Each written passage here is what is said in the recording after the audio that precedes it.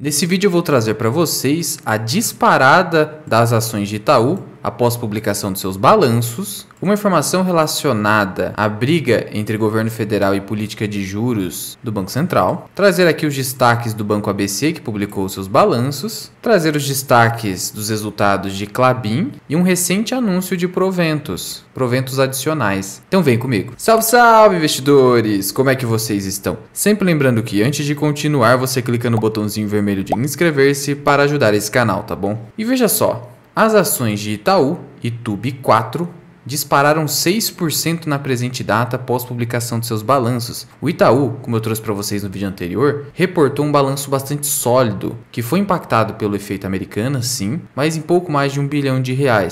No geral, o resultado veio bastante robusto, denotando que o Itaú é um banco muito resiliente e trouxe inclusive projeções de guidance de um crescimento ali interessante para um banco do porte de Itaú. Por isso que o pessoal está correndo comprar Itaú e as ações continuam subindo. Analistas, por exemplo, estão elogiando o balanço do Itaú. A gente já esperava um balanço forte, um balanço que teria um aumento de provisões, mas que seria um dos melhores entre os bancões. Só vamos esperar agora do Banco do Brasil, que provavelmente vai também superar o mercado. O Banco do Brasil já está cotado a R$ 39,00, eventualmente pode ter mais alguma disparada, não sabemos. E aí, nesse sentido, o CEO do Itaú disse que o rombo da Americanas, que impactou sim nos balanços do Itaú, que eram para vir melhores inclusive, seria uma fraude. Ele declarou que foi uma fraude, mas que teria sido um caso isolado que não vai prejudicar o Itaú no longo prazo. Então não consiste em mera inconsistência contábil na visão dele. Seria uma fraude. Fraude significa má fé, dolo,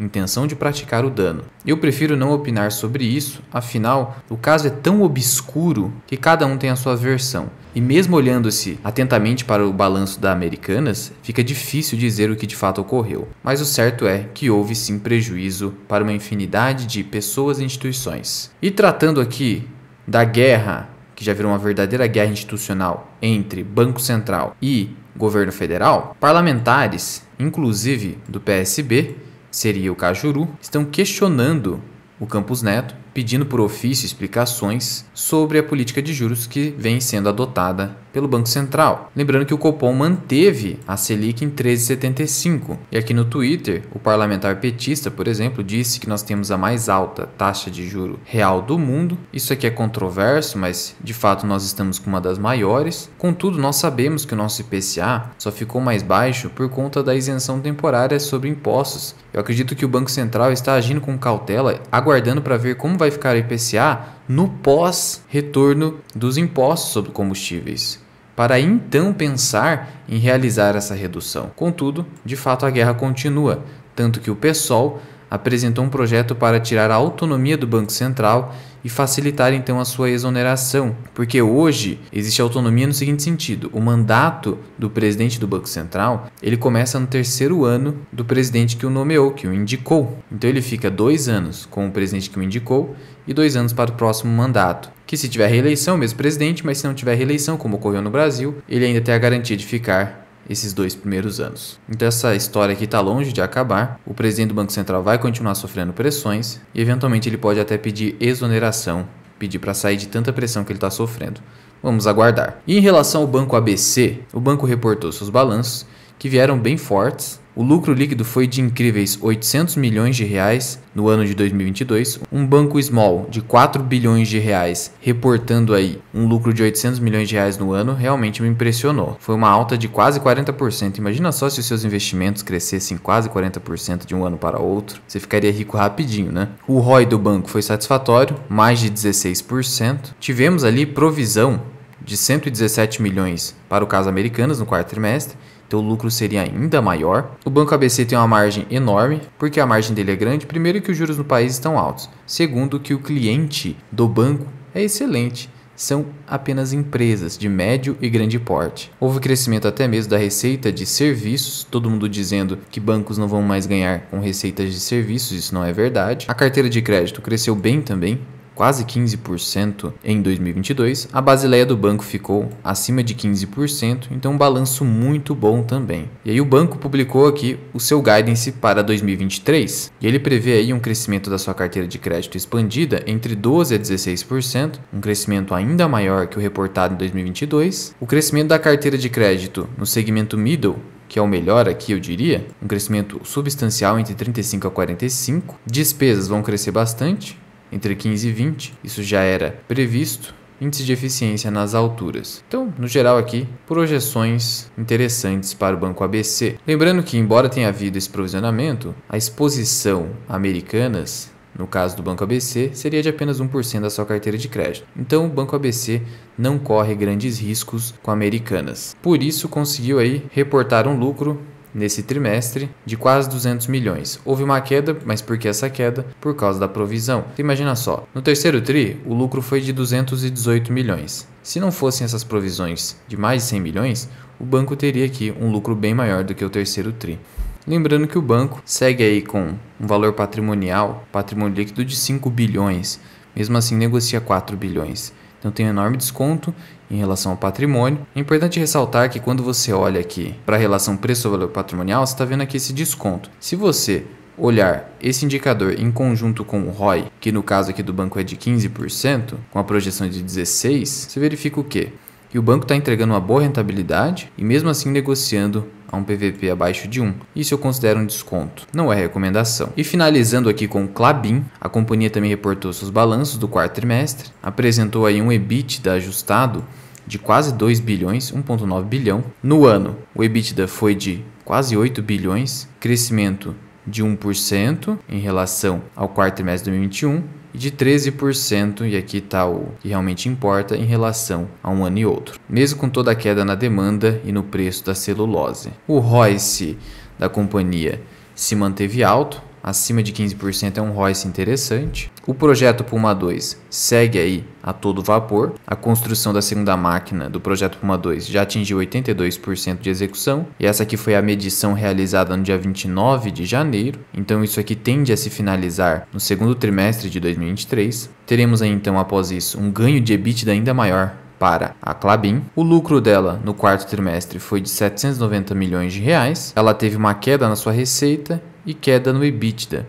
E aí, então isso também se refletiu numa queda nos seus lucros. Mas o endividamento da companhia se manteve estável, abaixo de 3 vezes seu EBITDA. Mesmo assim, no ano, ela teve um acréscimo de EBITDA. Olha aqui, 15% de diferença entre 2021 e 2022. Apesar dessa queda, ela veio acima das expectativas do mercado. O mercado projetava um lucro só de 500 milhões e a Klabin apresenta um lucro de quase 800 milhões, demonstrando que ela é muito resiliente mesmo nesse cenário de bastante incerteza macroeconômica. Apesar de resultados que eu considero sólidos apresentados pela Klabin, ela está caindo na presente data. Claro que a gente sabe que o Ibovespa é tão volátil que ela pode virar para alta no intraday, mas no geral o mercado não ficou tão otimista com esse resultado.